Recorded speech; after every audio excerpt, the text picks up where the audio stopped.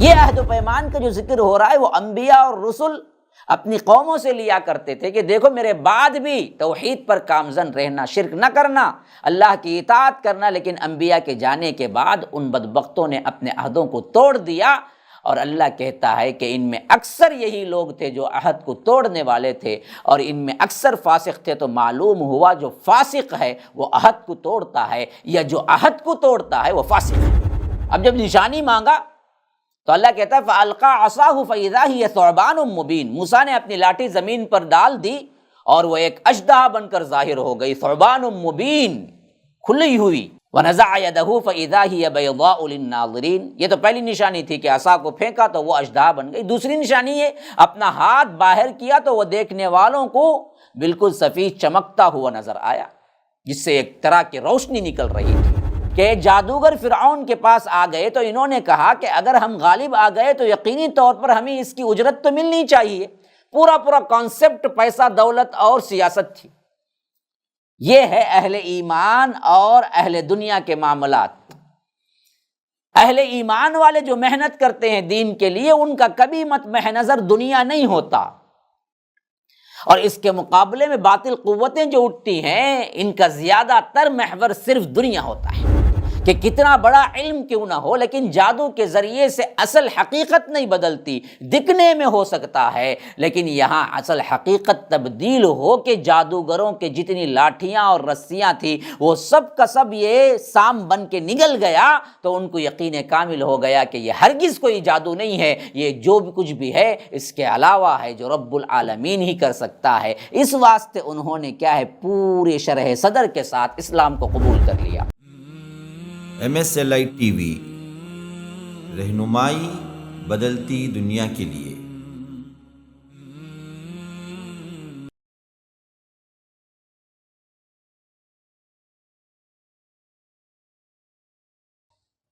پھر فرما رہا ہے کہ تلک القریٰ نقص علیک من انبائها، ہم آپ کو ان بستیوں کی بعض خبریں ہیں جو اللہ کے رسول صلی اللہ علیہ وسلم سنا رہے ہیں۔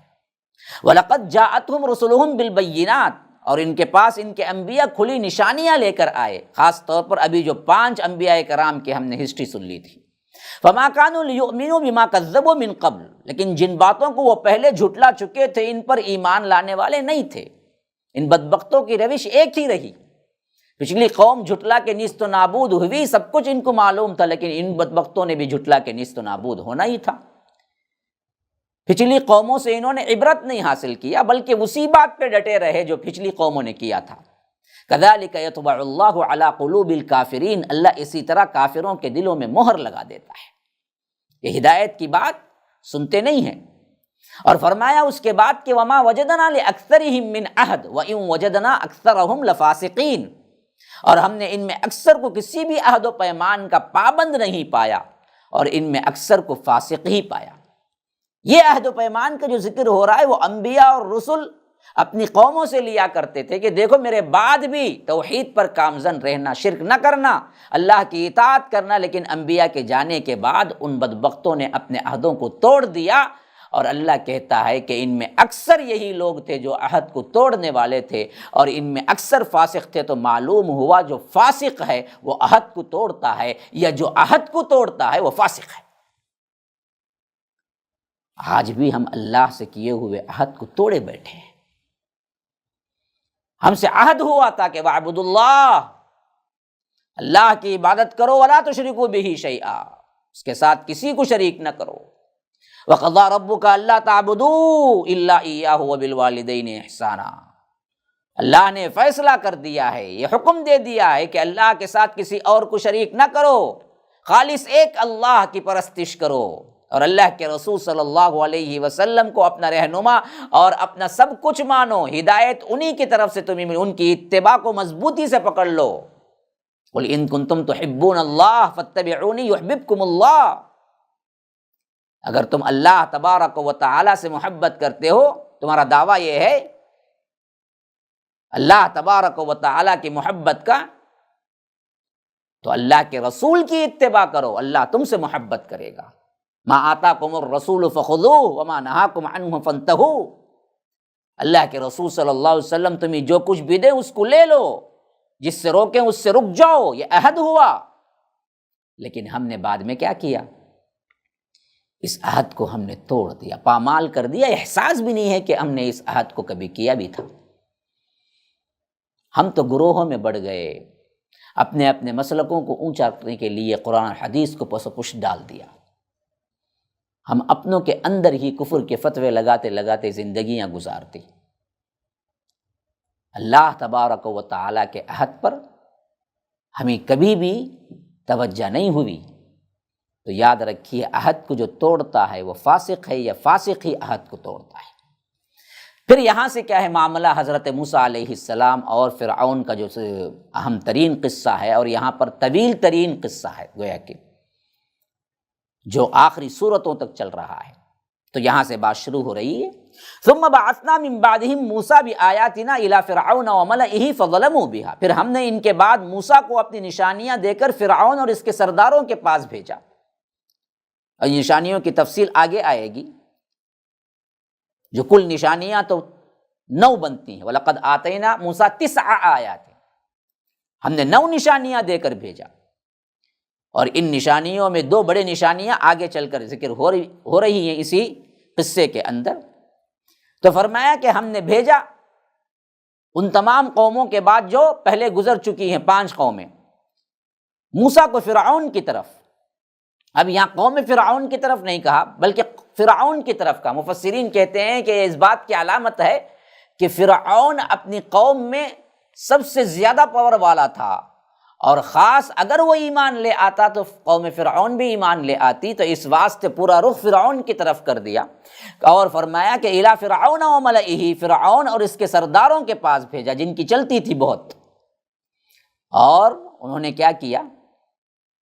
وہ نشانیاں دیکھ کر انہوں نے ان نشانیوں کا انکار کر دیا۔ تو اللہ تبارک و تعالیٰ کہتا ہے فانظر کیف کان عاقبۃ المفسدین، آپ دیکھ لیجئے فساد پھیلانے والوں کا انجام کیسا ہوتا ہے، کیسے ہم نے ان کو سمندر میں ڈبو کے مار دیا، پورے کے پورے فرعون اور آل فرعون کو۔ وہ آگے تفصیل آ رہی ہے۔ وقال موسیٰ یا فرعون انی رسول من رب العالمین، جب حضرت موسیٰ علیہ السلام سیدھے پہنچے دربار فرعون میں، تو انہوں نے کہا کہ اے فرعون، میں رب العالمین کا پیغمبر ہوں۔ موسیٰ علیہ السلام اپنی دعوت لے کر فرعون کے پاس جب گئے تھے، تو وہاں پر وہ پہنچتے ہی سیدھا سیدھا پیغام پہنچائے کہ دیکھو میں اللہ کا بھیجا ہوا رسول ہوں، اور میں تمہیں اللہ کی طرف حق بات بتانے کے لیے آیا ہوں، اور اپنی صداقت کی نشانی کے طور پر قرآن کریم کی دیگر آیات بتاتی ہیں کہ اس موقع پر انہوں نے نشانیاں پیش کی جو اللہ تبارک و تعالیٰ نے انہیں خاص طور پر دیا تھا۔ تو یہاں پر جب پہنچ گئے اور انہوں نے کہا کہ میں رب العالمین کی طرف سے تمہاری طرف رسول بن کے آیا ہوں، اور حقیق علی اللہ اقول علی اللہ الا الحق، اور مجھ پر یہی واجب ہے کہ اللہ کے بارے میں حق بات کہوں، اس کے سوا کچھ نہ کہوں، کیونکہ میں سچا رسول بن کے آیا ہوں، اللہ تبارک و تعالیٰ کے کلام کو سن کے آیا ہوں۔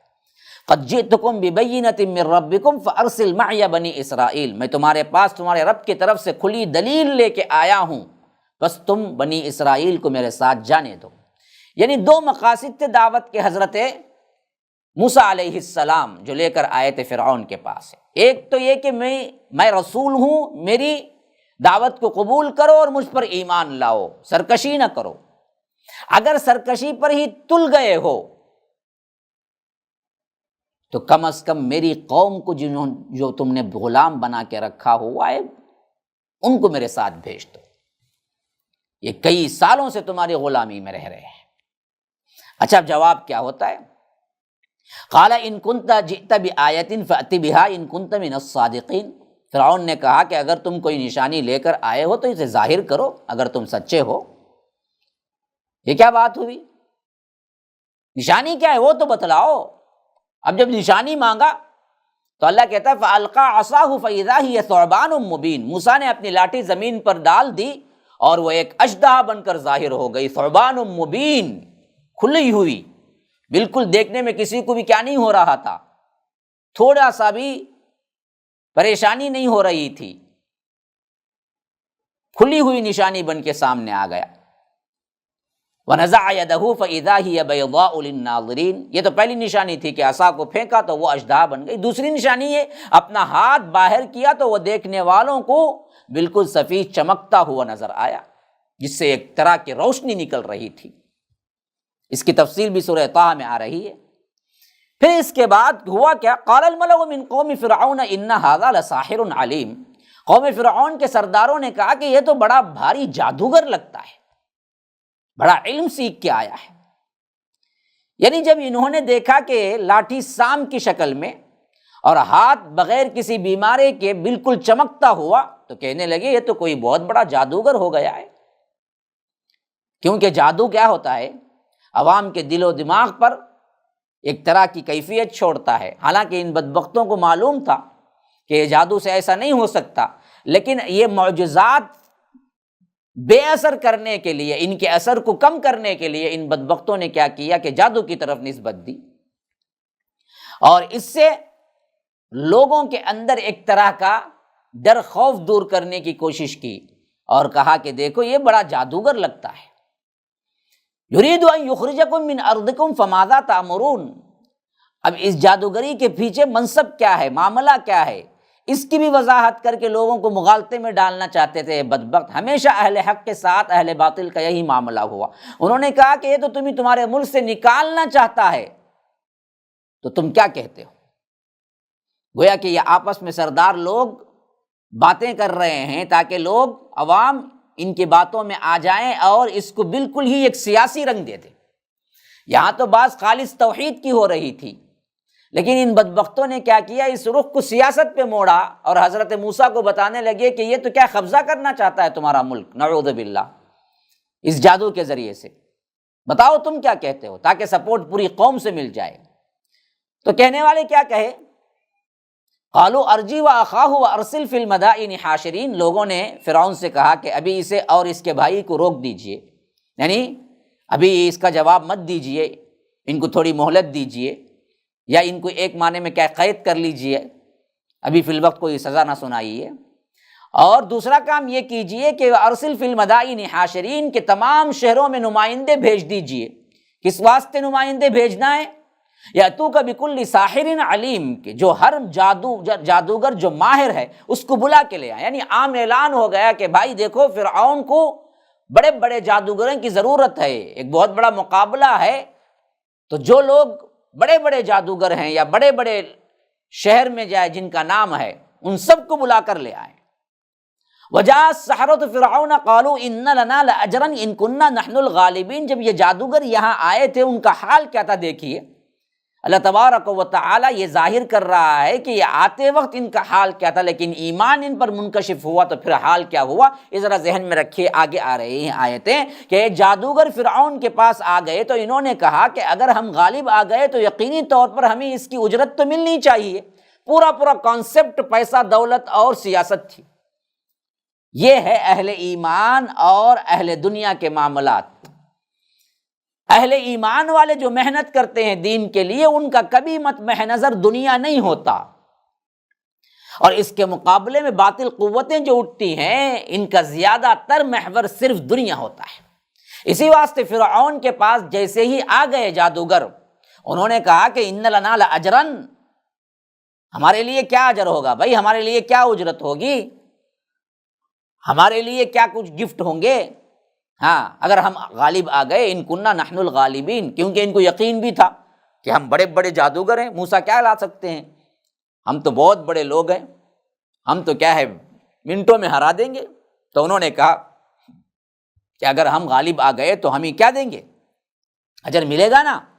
فرعون نے کہا کہ قال نعم وانکم لمن المقربین، کہا کہ ہم صرف انعام نہیں دیں گے جی تمہیں، اس سے بڑھ کر ہم تمہیں مقرب بنا لیں گے، پوسٹ دے دیں گے، وزیروں کو شامل کر لیں گے، میرے خاص وزراء ہوگے تم۔ یہ لالچ۔ اچھا اس کے بعد کیا ہوا؟ فرمایا کہ قالوا یا موسیٰ اما ان تلقی و اما ان نکون نحن الملقین، جادوگروں نے کہا کہ اے موسیٰ یا تو تم اپنا جادو دکھاؤ، یعنی شروع تم کرو، یا ہم لوگ اپنا جادو دکھائیں، شروع ہم کریں، آپ کرتے ہیں یا ہم۔ یہ بھی دراصل جادوگروں کے یقین پر معاملہ معلوم ہوتا ہے کہ ان کو اتنی یقینی کیفیت تو تھی کہ ہم بہت بڑے جادوگر ہیں، یہ شروع کریں یا ہم شروع کریں، غالب تو ہم ہی آئیں گے۔ اس واسطے انہوں نے کیا کیا، بڑی ڈھٹائی سے پوچھا حضرت موسیٰ سے کہ تم ڈالنا چاہتے ہو جادو کے منتر یا ہم کریں، شروعات کون کرے؟ تو حضرت موسیٰ نے کہا کہ قال القوا فلما القوا سحروا اعین الناس واسترهبوهم وجاءوا بسحر عظیم۔ موسیٰ علیہ السلام نے کہا کہ تم ہی لوگ دکھاؤ، تم ہی شروع کرو۔ جب انہوں نے اپنا جادو پیش کیا تو لوگوں کی آنکھوں کو مسحور کر دیا، سحر زدہ کر دیا، اور ان کے دلوں میں رعب پیدا کر دیا۔ واسترهبوهم وجاؤ بسحر عظیم، کہ خود رب کہتا ہے کہ یہ بہت بڑا جادو لے کے آئے تھے، معمولی جادو نہیں تھا۔ دوسری جگہ اس کی وضاحت آ رہی ہے کہ انہوں نے جو لٹھیاں اور جو رسیاں پھینکی تھی وہ لوگوں کو نظر آنے لگی کہ وہ بہترین بڑے بڑے سانپوں کی شکل میں رینگ رہے ہیں، حالانکہ وہ اصل میں حقیقت نہیں تھی۔ تو اوحینا الی موسیٰ ان الق عصاک، اللہ تبارک و تعالیٰ کہتا ہے پھر ہم نے حضرت موسیٰ کو بذریعہ وحی کہا کہ اپنی لاٹھی زمین پر ڈال دو۔ یہاں یہ معاملہ ہو رہا تھا، خود حضرت موسیٰ بھی ایک مرحلے میں اس سے گھبرا گئے تھے، لیکن اللہ تبارک و تعالیٰ نے فوری طور پر وحی کی کہ آپ کے ہاتھ میں جو لاٹھی ہے، جو عصا ہے، عصا موسوی کہلاتا ہے، اس کو ڈال دو۔ پھر کیا ہوا؟ فَإِذَا هِيَ تَلْقَفُ مَا يَأْفِكُونَ، کہ دیکھتے ہی دیکھتے جادوگروں کے جتنے جھوٹ تھے، یعنی وہ رسیاں اور وہ لاٹھیاں، وہ جو کچھ بھی تھے جو دکھ رہے تھے تو کیا تھے، سانپ وغیرہ، لیکن ان سب کو نگل گئی۔ یہ اللہ کے حکم سے صحیح طور پر بنا تھا نا جی، یہ تو جادو سے نہیں بنا تھا اشدہا۔ تو وہ پورے کے پورے کیا ہیں، جتنے ان کے جھوٹے رسیاں اور لاٹھیاں تھے سب کو سب نگل دیا۔ تو اللہ تبارک و تعالیٰ نے اتنا بڑا معجزہ ان کے سامنے دکھایا۔ تو فوقع الحق وبطل ما كانوا يعملون، تو اللہ کہتا ہے کہ پس حق ثابت ہو گیا اور جادوگروں کا عمل بیکار گیا، بالکل ذلیل ہو گئے سب کے سامنے۔ فغلبوا هنالك وانقلبوا صاغرین، تو اللہ کہتا ہے کہ چنانچہ وہ سب کے سب وہاں مغلوب ہو گئے۔ فغلبوا هنالك، وہاں پر وہ سب کے سب ہار گئے۔ وانقلبوا صاغرین، اور ذلت اور رسوائی ان کا سامنا کرنا پڑا، ان سب کو، سب ذلیل ہو کے رہ گئے۔ وَأُلْقِيَ السَّحَرَةُ ساجدین، یہاں تو مرحلہ یہ ہو رہا تھا کہ پیچھے تاپ کھا رہا تھا فرعون، خون کھول رہا تھا اس کا کہ ہوا کیا، لیکن یہاں جادوگروں پر اس کا بالکل الٹا ہی اثر ہوا کہ وہ سب کے سب زمین پہ سجدے میں گر پڑے۔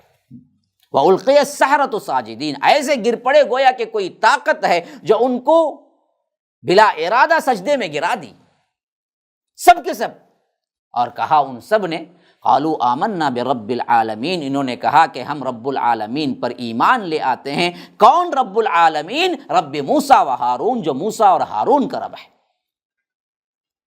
یہ واقعہ اس میں اہم ترین بات نوٹ کرنے کی یہ ہے، مختصر دورہ ترجمہ قرآن میں میں صرف اشارے ہی دے سکتا ہوں، کہ یہاں پر قوم فرعون کا معاملہ وہ نہیں ہوا جو جادوگروں کا معاملہ ہوا، اور ان کے اندر جو یقینی کیفیت پیدا ہوئی رب پر، وہ اس واسطے کہ اصل معاملہ یہ لوگ جانتے تھے کہ جادو کی کس حد تک انسان اس کے اندر کوئی کام کر سکتا ہے، حقیقت جانتے تھے کہ کتنا بڑا علم کیوں نہ ہو، لیکن جادو کے ذریعے سے اصل حقیقت نہیں بدلتی، دکھنے میں ہو سکتا ہے، لیکن یہاں اصل حقیقت تبدیل ہو کہ جادوگروں کے جتنی لاٹھیاں اور رسیاں تھیں وہ سب کا سب یہ سام بن کے نگل گیا، تو ان کو یقین کامل ہو گیا کہ یہ ہرگز کوئی جادو نہیں ہے، یہ جو بھی کچھ بھی ہے اس کے علاوہ ہے جو رب العالمین ہی کر سکتا ہے۔ اس واسطے انہوں نے کیا ہے، پورے شرح صدر کے ساتھ اسلام کو قبول کر لیا، اور ساتھ میں انہوں نے یہ لفظ بھی کہا کہ رب موسیٰ و ہارون، کے موسیٰ اور ہارون کے رب پہ۔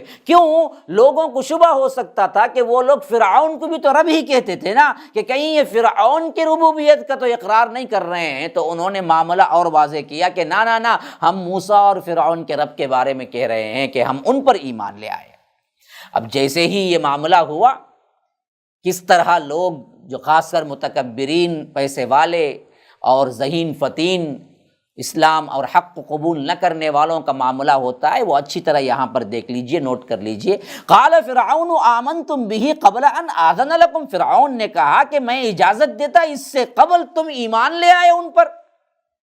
اچھا، ان ھذا لمکر مکرتموہ فی المدینہ، کہا کہ یہ یقیناً ایک سازش ہے جو تم لوگوں نے شہر میں اس غرض سے کی ہے، لتخرجوا منہا اہلہا، تاکہ اس کے رہنے والوں کو یہاں سے نکال دو۔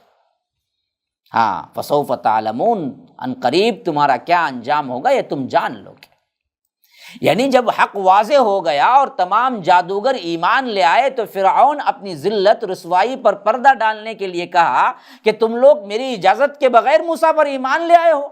ایسا معلوم ہوتا ہے کہ تم یہاں آنے سے پہلے موسیٰ کے ساتھ مل گئے تھے اور ایک رچی رچائی سازش کے مطابق یہاں آئے۔ پہلے تم لوگ موسیٰ کے خلاف اپنے آپ کو ظاہر کیا، پھر تیزی دکھائی، پھر اس کے بعد اس کے سامنے جھک گئے تاکہ تم سب مل کر یہاں کے مصری اصلی باشندے جو قبطی ہیں ان کو نکال دو اور اس کی جگہ تم لے لو موسیٰ اور تمہارا بادشاہ بن جائے۔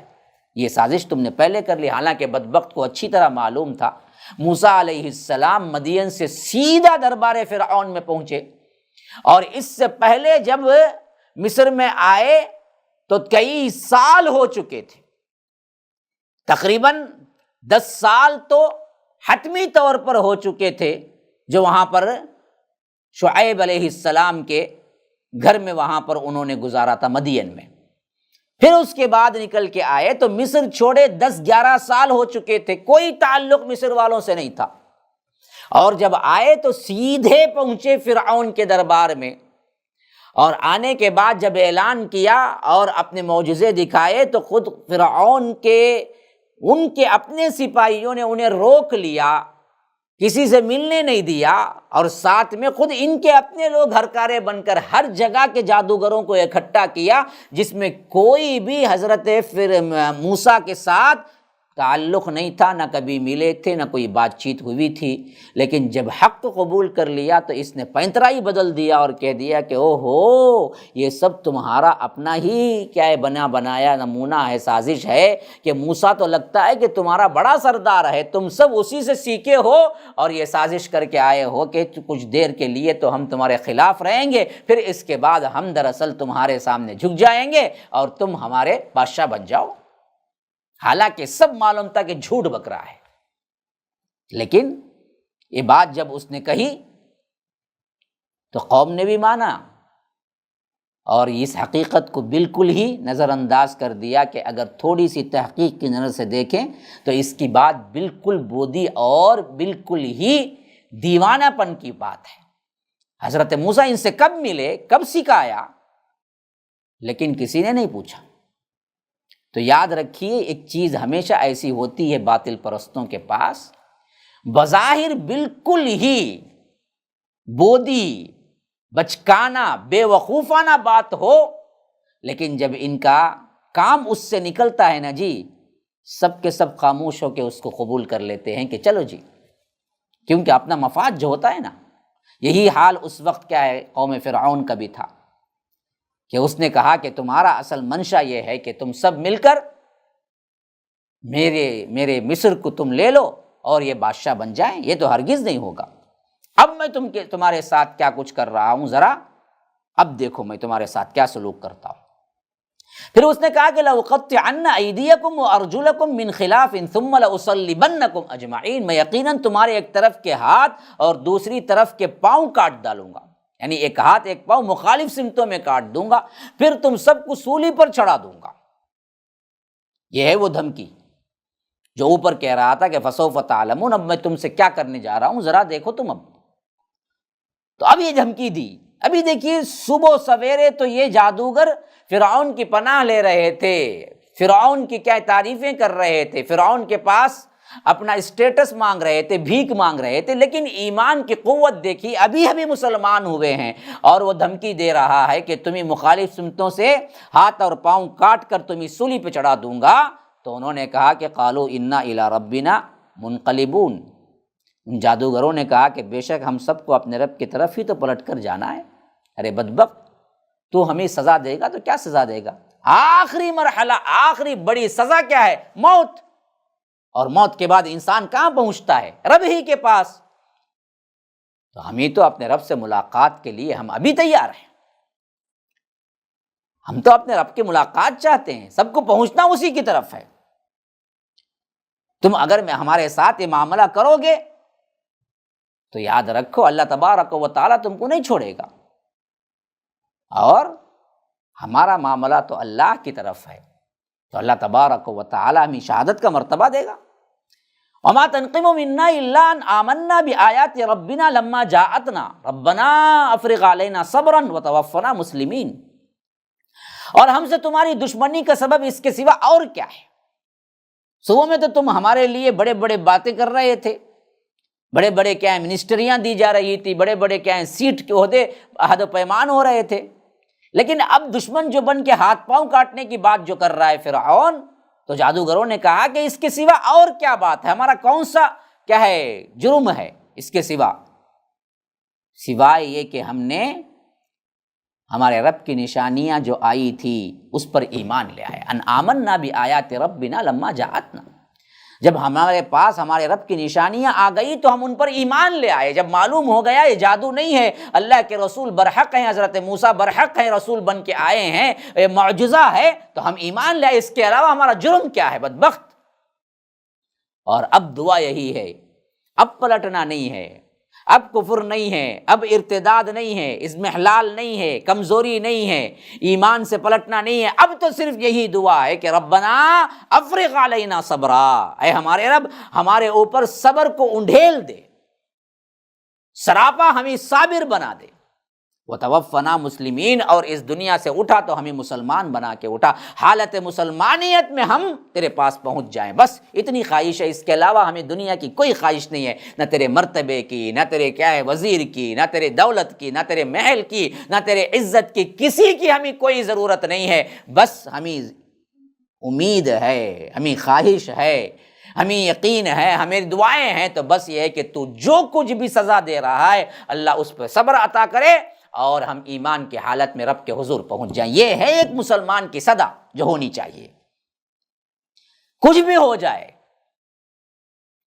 تبلیغ کے لیے نکلے، اللہ کی راہ میں نکلے، توحید کی عظمت کو ببانگ دوہل کہنا شروع کیا، معاشرے نے تنگ کیا، بستی سے نکال دیا، الگ کر دیے، پریشانیوں میں مبتلا کر دیا، معاشرہ آپ کو تنگ کر دیا، معاش آپ کی بند ہو گئی، جاب چلا گیا، کوئی فکر نہیں، ان سب کی فکر مت کرو، بلکہ یہ دعا یاد رکھو، اے اللہ اس کے مقابلے میں ہم پر صبر انڈھیل دے، ان سیدھی راہ کے مقابلے میں جتنی تکلیفیں آ رہی ہیں اس کو میں صبر کے ساتھ جھیل جاؤں، ریٹرن نہ ہو جاؤں، کہیں میرا ایمان کمزور نہ ہو جائے، کہیں میں ارتداد کا شکار نہ ہو جاؤں، کہیں میرے ایمان میں کمزوری اور شکایت نہ پیدا ہو جائے، ایسا صبر دے یہاں تک کہ میں حالت ایمان میں تیرے سے ملاقات کر لوں، یا تو شہادت نصیب کر دے یا تو ایمان اتنا کامل بنا دے کہ موت آتے وقت میں مسلمان رہوں۔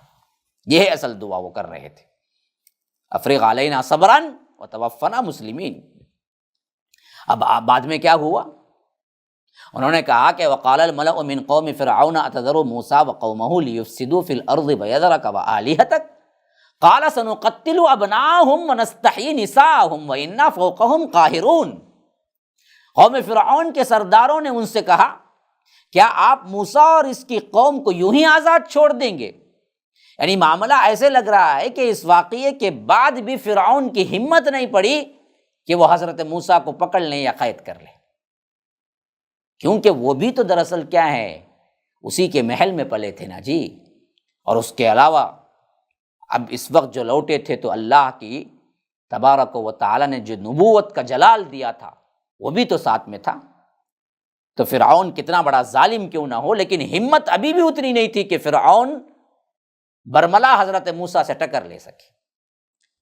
تو حضرت موسیٰ اس واقعے کے بعد اپنی دعوت میں مشغول ہو گئے، بلکہ روایتوں میں تو آتا ہے کہ جب یہ معجزہ ہو گیا، جادوگروں کا مقابلہ ہو گیا، تو 6 لاکھ افراد کی جو بنو اسرائیل کی قوم تھی، جن میں بعض لوگ ابھی تذبذب کا شکار تھے فرعون کے مقابلے میں حضرت موسیٰ کو ماننے کے سلسلے میں، ان سب کا بھی ڈر جاتا رہا، اور سب کی سب پوری کی پوری بنی اسرائیل حضرت موسیٰ پر ایمان لے آئی۔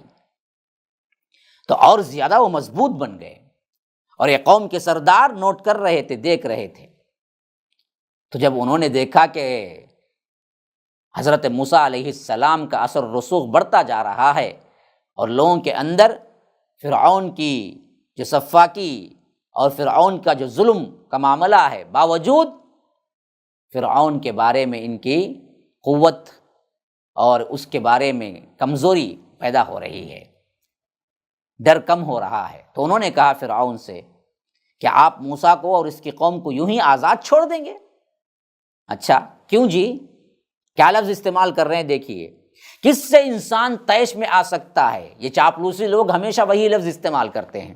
تو انہوں نے کہا کہ آپ موسیٰ اور اس کی قوم کو یوں ہی آزاد چھوڑ دیں گے تاکہ وہ زمین میں فساد پھیلائیں، لیفسدوا فی الارض۔ دیکھیں اب فرعون کب طیش میں آئے گا؟ جب دراصل معلوم ہوگا کہ اس کی سلطنت جا رہی ہے۔ تو انہوں نے کیا کیا، یہ ٹکڑا مرچ مسالہ لگا کر لگایا کہ دیکھو حضرت موسیٰ جو کر رہے ہیں وہ فساد فی الارض ہے، اور وَيَذَرَكَ وَآلِهَتَكَ، اور آپ کو اور آپ کے معبودوں کو لوگ چھوڑ دیں، نظر انداز کر دیں۔ اب یہاں پر بہت نکتے کی بات ہے کہ فرعون خود سب کے لیے معبود تھا، سب اس کے لیے سجدہ کرتے تھے، تو فرعون کا بھی کوئی معبود تھا۔ ابن کثیر وغیرہ کی روایتوں میں آتا ہے کہ ہاں فرعون بھی عبادت کرتا تھا۔ فرعون بظاہر اپنے رب ہونے کے اعتبار سے کہتا تھا کہ میں تم سب لوگوں کے لیے رب ہوں، میری عبادت حکومت کے اندر شامل ہے، لیکن یہ خود بھی دوسرے معبودوں کی عبادت کرتا تھا۔ اصل میں فرعون کا لفظی ترجمہ یہی ہے کہ سورج دیوتا، اس زمانے میں سورج کا جو دیوتا ہوتا تھا اس کا نام تھا، اسی سے فرعون نکلا تھا۔ اور مصریوں کے اندر یہ روایت قدیم چلی آ رہی تھی کہ جو بھی اس کا یعنی مصر کا بادشاہ بنتا ہے اس کا نام فرعون ہو، خواہ اس کا ذاتی نام کوئی بھی ہو، کیونکہ یہ اس کا ذاتی نام نہیں تھا۔ جتنے لوگ آئے فراعنہ، جس کی جمع ہے فرعون کی جمع فراعنہ ہے، فراعنہ جتنے بھی آئے ان سب کا ایک ہی نام تھا، فرعون ہی تھا، حالانکہ ان کا ذاتی نام الگ الگ تھا۔ ان سب کو فرعون کہتے تھے، کیوں؟ اس واسطے کہ یہ سورج دیوتا کے مقابلے میں برابر کا تھا۔ لوگوں کا اعتقاد یہ تھا کہ جیسے ہی مصر کی بادشاہی پر بیٹھتا ہے بادشاہ تو سورج کے دیوتا کی روح اس کے اندر آ جاتی ہے، جسم اس کا ہوتا ہے، روح اس کی ہوتی ہے، تو اس کی عبادت کرنا ہم پر لازم ہوتا ہے، تو اس واسطے وہ فرعون ہے۔ تو وہ لوگ اسے خدا تصور کرتے تھے، اور ان خداؤں کا خدا تھا جس کو یہ لوگ بھی عبادت کرتے تھے۔ تو اسی لیے اس میں انہوں نے کہا کہ وَيَذَرَكَ وَآلِهَتَكَ، آپ کو اور آپ کے معبودوں کو کیا ہے، نظر انداز کر دیں۔ تو فرعون نے کہا کہ قَالَ سَنُقَتِّلُ أَبْنَاءَهُمْ وَنَسْتَحْيِي نِسَاءَهُمْ وَإِنَّا فَوْقَهُمْ قَاهِرُونَ۔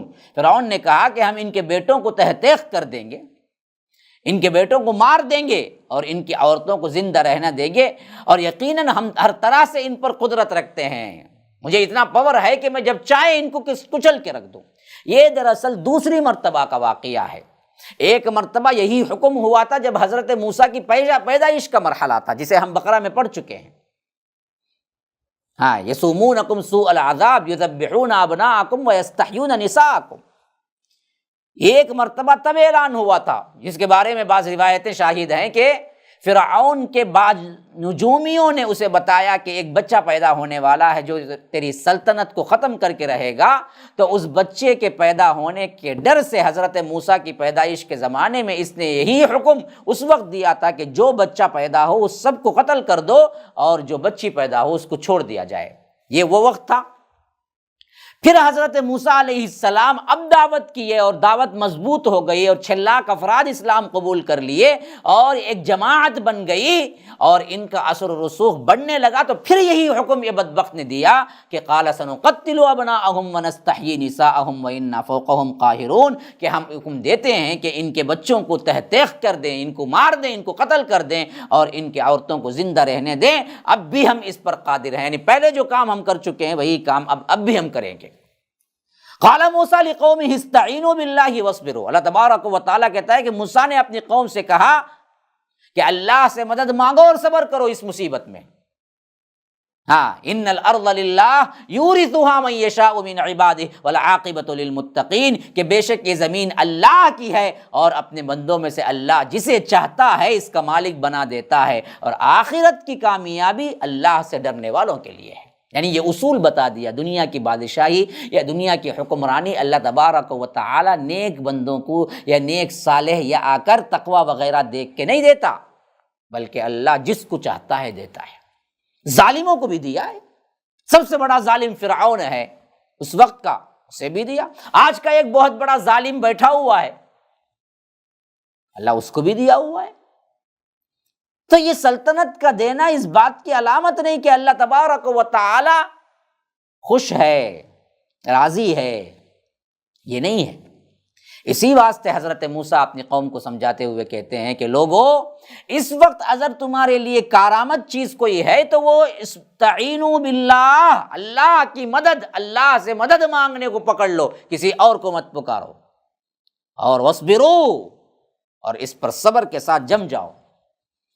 رہا فرعون کا یہ ظلم و ستم، یہ حکمرانی، یہ وغیرہ، یہ مت سوچو کہ اگر اللہ موسیٰ سے راضی ہوتا تو موسیٰ کو دیتا، یہ فرعون کو کیوں دیا۔ یاد رکھو اللہ کا یہ اصول نہیں ہے دنیا میں دینے کا، دنیا میں بادشاہی دینے کا یہ اصول ہوتا تو کبھی فرعون بادشاہ نہ بنتا، بلکہ دنیا میں اللہ بادشاہ جس کو چاہتا ہے بناتا ہے، کیونکہ اللہ تبارک و تعالی پوری دنیا کا کیا ہے، مختار کل ہے، اور پوری دنیا اور پوری زمین اللہ کے لیے ہے۔ یورثها من یشاء من عبادہ، کبھی ظالم کو بنا دے، کبھی پاگل کو بنا دے۔ تاریخ میں کئی ایسے لوگ ہیں جو بادشاہ بنے جو پاگل تھے بالکل۔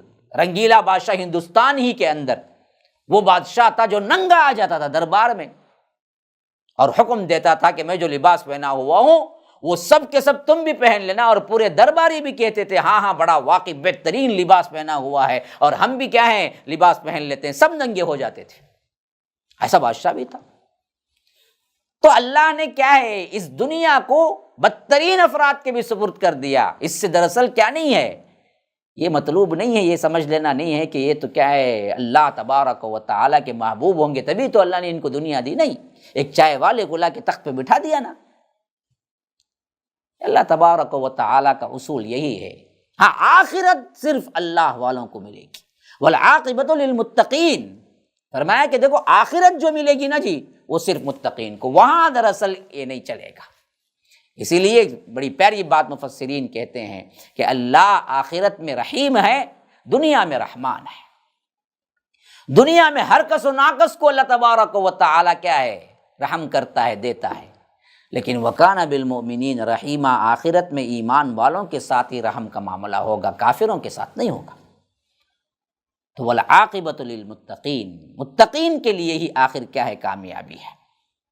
اب یہاں سے دراصل بنی اسرائیل کی نافرمانیاں بھی شروع ہو رہی ہیں کہ انہوں نے بھی پھر کیا ہے حضرت موسیٰ کو تنگ کرنا شروع کر دیا۔ انشاءاللہ وہ کیا باتیں ہیں وہ ہم اگلی مجلس میں رکھیں گے۔ ھذا وباللہ التوفیق، صلی اللہ وسلم علی نبینا محمد۔